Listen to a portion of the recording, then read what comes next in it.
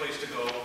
Always would have fun. We'd always be playing board games, or there'd be a bridge game going on, or we'd be piling up all the cushions on the couch all the way up the stairs and use it as some kind of bobsled or something like that. And they didn't seem to care much as long as you're having a good time. Now, Rich covered this ground. I'm going to cover it again. The other thing is you needed a scorecard when you were there, because the oldest was Dorothy, but she wasn't Lucy or Dor.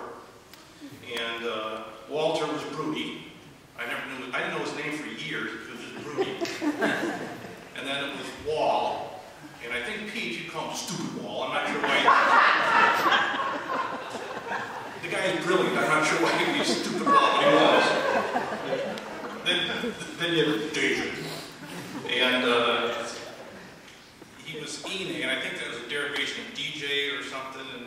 But at some point, everyone became Ene, right? But then he drifted over to Diz. So he was Diz. And then we've got Richard, who was Peachy for the longest time. Then as he grew older, he kind of grew into Peach more. But now he's Rich. And I think that Lou and I, did I miss Robert? Robert, we're the same age, we're in some classes together. Robert was Lulu. And then that was shortened to Lulu. And so no. But I'm going to get back to Peach, because there were some other names, but if Lou, Ene, and I use them, we get charged by Debbie, so I don't want to get charged here, so I'm not going to bring those up. Now, Mrs. Jackson, she was Evelyn, of course, or Debbie, but those that knew her, she went by Hazy. Friends of the family would call her Hazy. And this is about Alfred, and he did have a whole slew of names. Alfred, I think most people knew him as Al. But because I think he didn't like it, we called him Fred. But it got to the point where we'd call him Fred, he would just chuckle. And I think we'd call him that more because he would chuckle more. But Hazy would also call him Alfie. Hazy would also call him Alfie. And there's 5 great spouses attached to these 5 great kids, and 12 great grandkids, and 12 grandkids and 1 great grandchild. But I'll let their parents sort their names out for you. But Fred had the type of grace where you could tell he really loved his family, was really proud of his accomplished children. I don't think he ever showed favorites.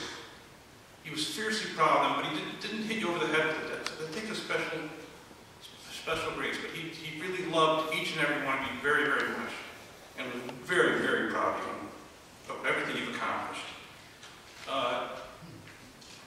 Tom Brokaw authored a wonderful book titled The Greatest Generation.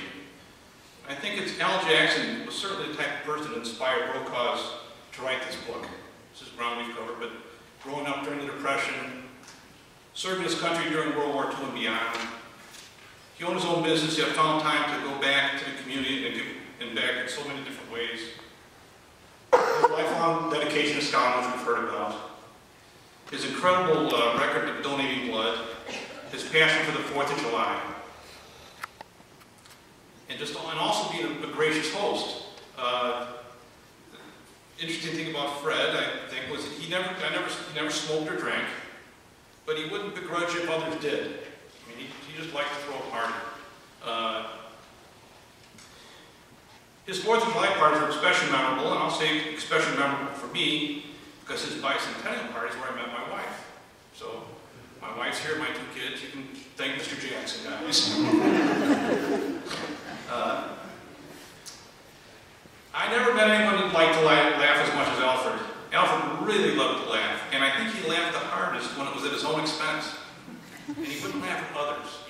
You wouldn't get a crack out of him if he just enjoyed life. He's a true gentleman and a friend you could count on. Fred will be missed by all that ever met him. And I just like to think right now, he's up there cutting a meat rug and enjoying a good chuckle.